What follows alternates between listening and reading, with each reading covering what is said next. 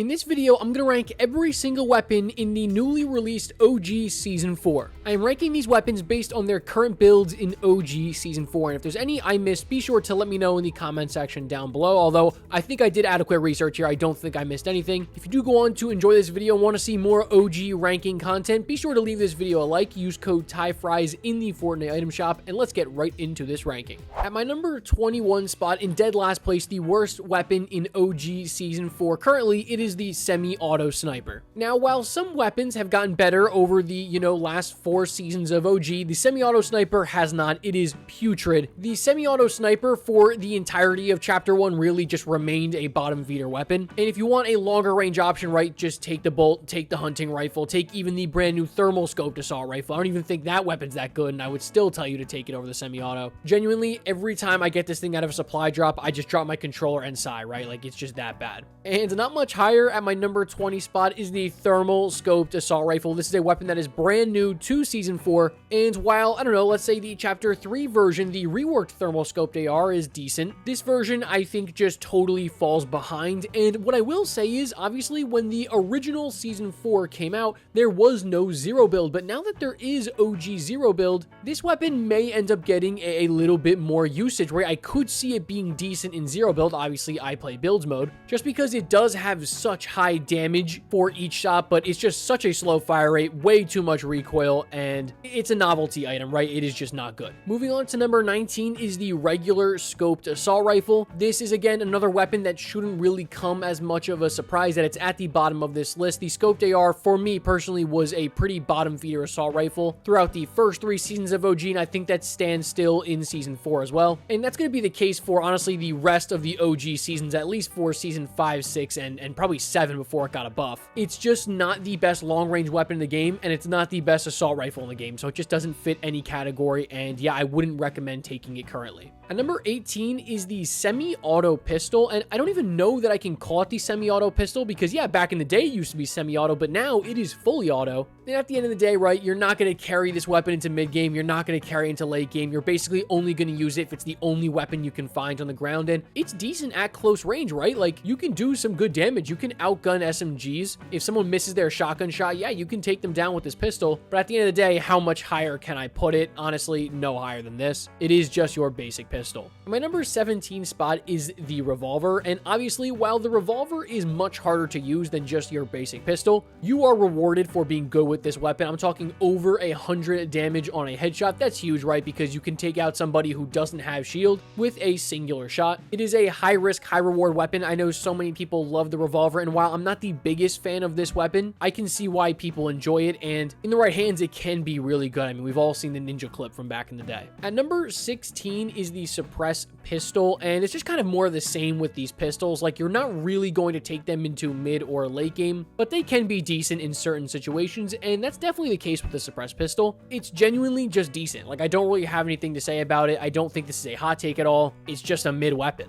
And my number 15 spot is the suppressed SMG, and it's not that this weapon is a bad weapon at all, because it's not. It's just the close quarters weapons that I would argue up until Chapter 1 Season 5 just didn't stand a chance because the shotguns were so strong. Obviously, this is not a weapon you're going to be using at medium to long range. You're only going to be using it at close range, and anything at close range is just dominated by the shotgun meta. So obviously, it's not this weapon's fault, and the spray meta when it comes in Chapter 1 Season 5 will help in this weapon's case. I just couldn't put it any higher.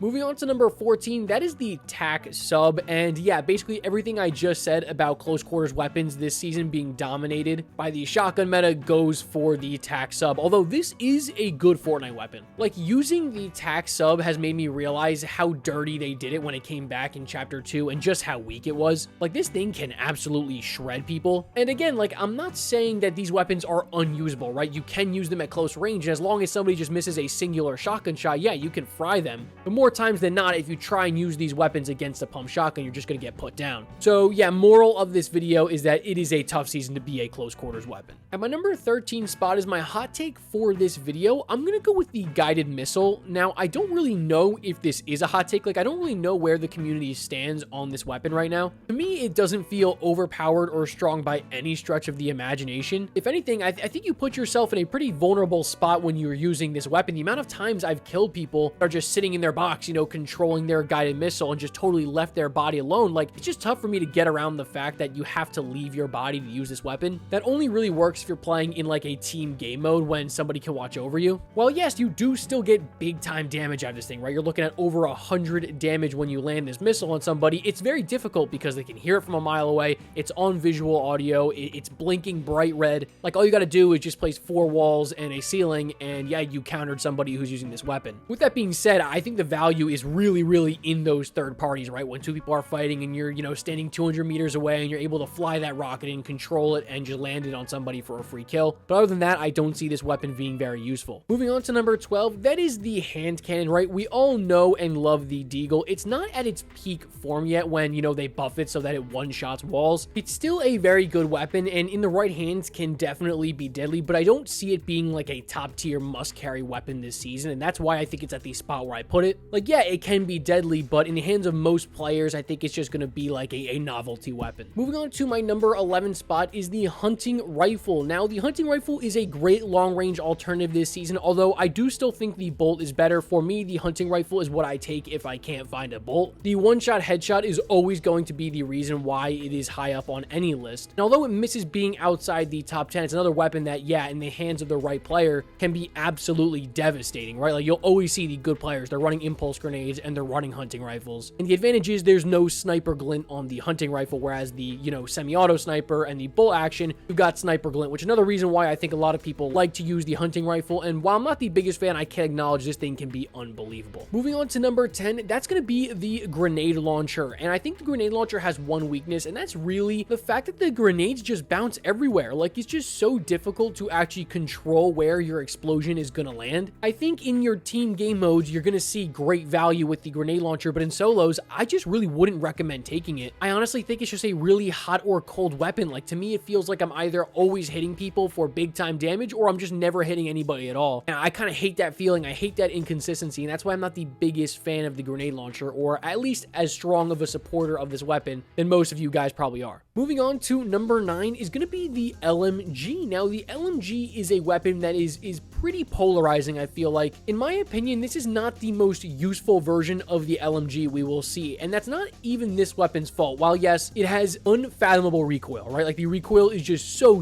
difficult to control. You get 100 bullets, and really, you should only be using this weapon to just jump into people's boxes and spray them down with it. It has a DPS of over 200, which is kind of crazy if you think about it. Like, this weapon is really strong. It's just like, when are you really going to use it, right? You use it in someone's box, well, they're just going to pull out the pump shotgun, and the recoil makes it so you can't use it at medium and long range. So I feel like this weapon kind of falls into an interesting spot in the meta right now. I don't think it's great, but it's also not terrible. I see why people love this weapon. And the same can be said at the number 8 spot with the minigun. I think they both basically serve the same purpose, right? They are both LMGs. They're both just spray weapons, right? Waste people's mats, jump in somebody's box, the whole 9 yards. The LMG is way more accurate than the minigun is, but the minigun can spray so many more bullets, which is crazy because we're talking about an LMG that's got 100 bullets before it's got to reload. I really dislike how they made it so you can only hold 500 light bullets with the minigun. Like, I wish it was 999 like it used to be, but I don't know. Beggars can't be choosers, I guess. And while I do think the minigun is better than the LMG, it actually has a higher DPS than it by more than 20. Honestly, these weapons are pretty interchangeable, and that's why they're back to back. My number 7 spot is the burst assault rifle. I think some people will be arguing with this take because some people really love the burst AR this season, and while I will argue in that blue through legendary version it feels really strong, those lower versions just feel so inconsistent. And I guess just with the burst AR as a whole, the bloom feels atrocious. Like, the amount of times they only hit 1 bullet in a burst or 0 bullets in a burst is crazy. Like, it feels like my bullets are going everywhere, and I just don't like that feeling. Like, am I going to take the regular AR or the burst AR every single time I pick up the regular AR? I'm not denying that the burst AR is a decent weapon. I just think it's not the best assault rifle this season. And my number 6 spot is the heavy shotgun. I've seen a lot of heavy shotguns roaming around in OG, and it kind of confuses me because I never thought the heavy shotgun was a crazy good weapon. But again, like, the close range meta this season is dominated by shotguns, so I see why people like using the heavy shotgun. It's got much better range than the other 2 shotguns on this list. And while it doesn't hit necessarily as hard, that doesn't mean it doesn't hit hard, because it does if you hit a headshot. And if you get 2 of them and you're double pumping heavy shotguns, yeah, they're a good substitute for a pump shotgun if you can't find it. And yeah, honestly, I don't have a ton of negative to say here. At my number 5 spot is going to be the bolt action sniper, right? One shot headshot, over 100 damage to a body shot. It's everything that you want from a sniper rifle. This is the best long range weapon this season. I don't think there should be any argument about that. It is the best sniper this season. It is the best scoped weapon this season. And yeah, it's overall just really solid. There shouldn't be any confusion on why it's this high up on the list. And honestly, you can make an argument it should be even higher. It's a great sniper. And at my number 4 spot is going to be the assault rifle, and it's more of the same with the bolt action, right? Like, it doesn't do anything bad. It's just all around very good. This is my assault rifle of choice this season, and it was that way throughout all 3 seasons of OG.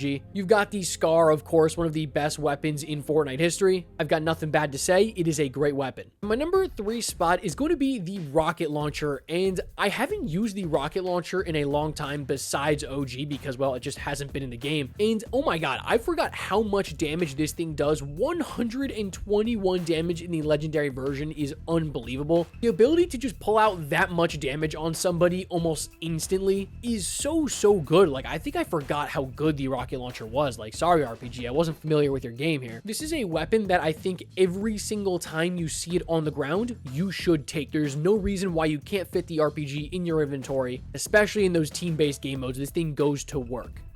We are now inside my top 2, and these weapons shouldn't be a surprise here. My number 2 spot is the TAC shotgun. It is an incredibly strong shotgun, and that is only proved further by double pump, right? If you go pump TAC, I mean, this thing becomes unbearable to go up against. And while I don't think it's the best shotgun in this season, there's no denying, right? Like, if you are a TAC shotgun fan, you can go up against a pump and beat somebody easily. I think all the shotguns this season are just incredibly strong, but the TAC and my number 1 spot are by far the best. And that weapon at my number 1 spot, I've been talking about it all video. It shouldn't be a surprise. It is obviously the pump shotgun. This thing is still so strong. Double pump is still everywhere. There's no reason to run an SMG. You just run 2 pump shotguns like you have been doing for the last 4 seasons of OG. Like I said earlier, this shouldn't be a surprise. Everybody is running the pump shotgun, and it will continue to be that way for a little bit. And this weapon only gets a little bit worse in Season 5 when the spray meta comes in. But this is the Fortnite classic weapon. It is one of the best weapons in Fortnite history, and for a good reason. I mean, the damage is unbelievable. Being able to one pump is crazy, and you can't understate how good this weapon is. It's unbelievable, and it is easily at my number 1 spot today. All right, guys, I hope you enjoyed that OG ranking video. Again, if you want to see more OG rankings, be sure to leave this video a like so I know that's what you guys want to see, and let me know in the comment section down below what type of ranking video you would want to see next. If you did go on to enjoy this video, be sure to leave it a like. As always, I'll catch you guys in the next one. Peace.